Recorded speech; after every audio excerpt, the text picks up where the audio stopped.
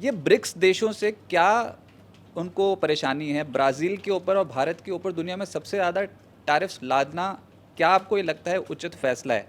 और क्या निवेशकों को ये परेशानी जो 2025 में हुई है, जिसमें शेयर बाज़ार में इतनी खलबली मची हुई है, इसका एपिसेंटर अमेरिका ही है, ये दिक्कत पैदा कर सकता है? क्या शेयर बाज़ार पर इसका असर आएगा? क्या देश की अर्थव्यवस्था पे इसका असर आना तय है? देखिए, पहले भी उस सेगमेंट में चर्चा हुई थी। ट्रम्प को ब्रिक्स से क्या परेशानी है, बिकॉज जो ट्रम्प चाहते हैं उसमें एक ये भी है कि हमारा डॉलर स्ट्रॉन्ग रहना चाहिए, दुनिया भर डॉलर में काम करें। ये एक उनकी धारणा है। अब किसी की भी धारणा कुछ हो सकती है। उनको ये लगता है कि भाई अमेरिका के इंटरेस्ट में डॉलर में काम करना चाहिए, डॉलर ही दुनिया की करेंसी बनी रहनी चाहिए।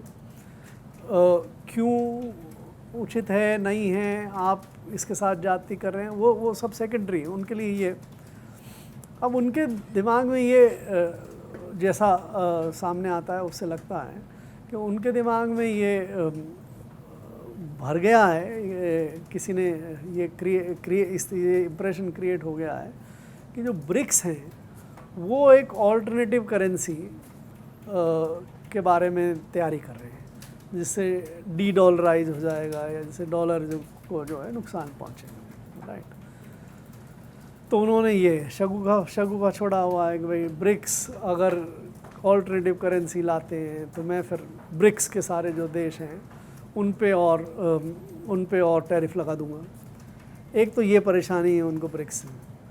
दूसरी परेशानी जो ब्रिक्स से है, वो ब्रिक्स जैसे आज के दिन बन गया है दुनिया में, एक्चुअली ये चाइना कंट्रोल्ड ऑर्गेनाइजेशन, जैसे उधर G7 है, मान लीजिए अमेरिका जिसका बॉस है, G7 वहाँ बना हुआ है, यूरोपियन देश हैं, कनाडा है, जापान है। तो G7 कंट्रीज़ जो वेस्टर्न कंट्रीज़ हैं उसका एक तरह से प्रीडोमिनेंट पावर अमेरिका है। उसी तरह से ब्रिक्स आज के दिन प्रीडोमिनेंट पावर चाइना बन गया है। चाइना की इकॉनमी $20 ट्रिलियन की हो गई, बाकी सब मिला के 20 के आधे भी नहीं है जो ब्रिक्स में हैं, ठीक है। दूसरा उसमें रशिया जो है वो चाइना के साथ काफ़ी इंटीग्रेट हो गया है। चाइना रशिया का बहुत सारा इंपोर्ट करता है, चाइना सप्लाई करता है। China has become literally Russian economy को, रशियन पॉलिटिक्स को काफ़ी, तो रशिया जो है वो चाइना के साथ जुड़ गया है।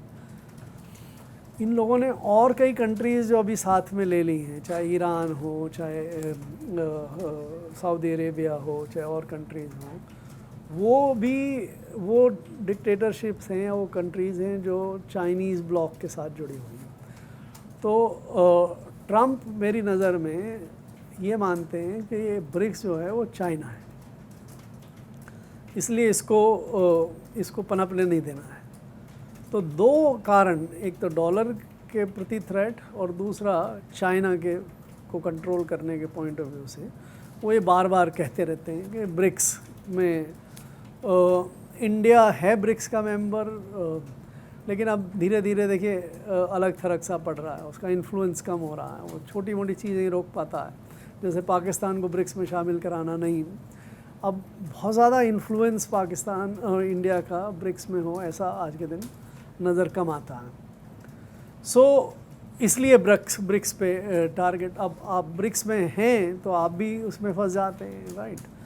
सो इसके कारण से अभी ये ऑपरेशनलाइज नहीं हुआ है, कोई ब्रिक्स के पॉइंट ऑफ व्यू से टैरिफ लगा नहीं है एक्स्ट्रा, लेकिन लग सकता है। आपने इसको जोड़ा है इसके साथ कि भाई शेयर बाज़ार, ट्रम्प उठते हैं सोते हैं, उससे मतलब सोने जाते हैं उससे पहले हिंदुस्तान उठता है तो देखता है कि आज ये कर गए, आज वो कर गए, और अनसर्टेनिटी सी क्रिएट हो जाती है। तो मेरे ख्याल से इस पॉइंट ऑफ व्यू से तो अभी कोई बहुत ज़्यादा अनसर्टेनिटी नहीं है। बाय द वे, अगर आप ट्रेंड देखें दुनिया का, तो डॉलर इस समय एक्चुअली रिट्रीट कर रहा है, डॉलर कमज़ोर हो रहा है। डॉलर इंडेक्स जो है वो काफ़ी गिर गई है पिछले 6 महीने के मुकाबले। अब आज यूरो काफ़ी बढ़ गया है, पाउंड काफ़ी बढ़ गया है, येन ने भी थोड़ी रिकवरी कर ली है, ऑस्ट्रेलियन डॉलर भी काफ़ी रिलेटिवली स्ट्रॉन्गर हो रहा है। रुपी बहुत स्ट्रॉन्ग नहीं हो रहा है, रुपी डॉलर के मुकाबले स्ट्रॉन्ग नहीं हुआ, वो अभी भी वहीं पे है जो जहाँ पे 6 महीने था। बाकी करेंसीज तो एक्चुअली स्ट्रॉन्ग हो रही हैं। सो वो चिंता डॉलर के स्ट्रेंथन होने की वो केवल इंडिया स्पेसिफिक है, ना कि बाकी दुनिया में उसका असर नज़र आता हो। सो ये सब जो अब शेयर मार्केट में जो उछाल वगैरह या गिरावट वगैरह जो आती है, अब इस बार जो ट्रम्प ने जब टैरिफ अनाउंस किए 25% किया, फिर 50% कर दिया, उसके बाद तो मुझे नहीं लगता शेयर मार्केट हिंदुस्तान का बहुत ज़्यादा गिरा है, क्योंकि यहाँ पे कोशिश हो रही है संभवतः हमारे जो DIIs हैं वो बाई कर रहे हैं या कोई और कारण से वो ज़्यादा अभी गिरे नहीं हैं, मुझे लगता भी नहीं है। क्योंकि टैरिफ का अगर आप और थोड़ी गहराई से देखोगे तो टैरिफ का कुछ सेक्टर्स पे असर पड़ता है, टैरिफ का बाकी जगह असर पड़ता हो ऐसा नहीं है। सो शेयर मार्केट पूरा गिर जाए उसके बजाय सेक्टोरली, जैसे टेक्सटाइल है फॉर एग्जांपल, टेक्सटाइल पे असर आएगा, तो टेक्सटाइल स्टॉक्स जो हैं वो ज़्यादा गिर रहे हैं, राइट। जेम्स ज्वेलरी, ये वाला सेक्टर जो है इस पे थोड़ा असर ज़्यादा आ सकता है। तो आई डोंट थिंक नहीं, पर मैं वही पूछना चाह रहा था कि हम क्यों झुकें किसी के आगे। जब हम आत्मनिर्भर बनने की बात कर रहे हैं, मेक इन इंडिया के बारे में बात कर रहे हैं, तो 2.2% ऑफ GDP यही तो हम एक्सपोर्ट करते हैं सिर्फ US में। हालांकि कुल एक्सपोर्ट में 20% का आंकड़ा हो जाता है ये, लेकिन पूरी GDP का 2.2% है सर। ये मैंने आपसे ये पहले सेगमेंट में काफ़ी इस पर चर्चा हुई थी। आपके पास ऑप्शन है कि आप ट्रम्प के साथ नेगोशिएट नहीं करिए, फिर उसके बाद आप दूसरी व्यवस्था देखिए। 1 मिनट के लिए फ़र्ज कीजिए कि आप नेगोशिएट नहीं करते हैं, आप नहीं ये झुकने उकने तो ये नॉन कमर्शियल टर्म्स हैं, नॉन बिजनेस टर्म्स हैं। मुझे आई डोंट लाइक कि ये झुकना, सरेंडर करना, ये करना, वो करना, इस तरह की बातें ट्रेड के साथ जोड़नी नहीं चाहिए। ट्रेड के साथ भी बिज़नेस की बात करें, राइट। वो मान ले फिर हमारी बात। तो आप अगर नहीं वो नहीं मानेंगे तो ताली तो दोनों हाथ से बजती है ना। अगर वो नहीं मानने के लिए तैयार हैं तो हमें क्या करना है वो तो हम तय करें ना। सो एक तो भाई हम उनके साथ डील नहीं करना चाहते, मत करिए। दूसरा ये कि फिर हम क्या करना, अपनी ऑल्टरनेटिव स्ट्रेटजी बनाइए। तो ऑल्टरनेटिव स्ट्रेटजीज़ में देखिए आपके पास 2 बड़े सॉल्यूशंस हैं। एक तो आप ये कि आप डोमेस्टिक मार्केट में सेल करिए उस चीज़ को।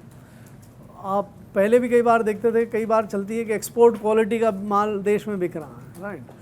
क्योंकि लोग मानते हैं कि एक्सपोर्ट क्वालिटी का जो माल है वो ज़्यादा अच्छा रहता है, तो एक्सपोर्ट क्वालिटी का माल देश में बेच लीजिए, right. That is why close factories, आप यहाँ बेच लीजिए। देश में डिमांड भी है, देश में ज़रूरत भी है।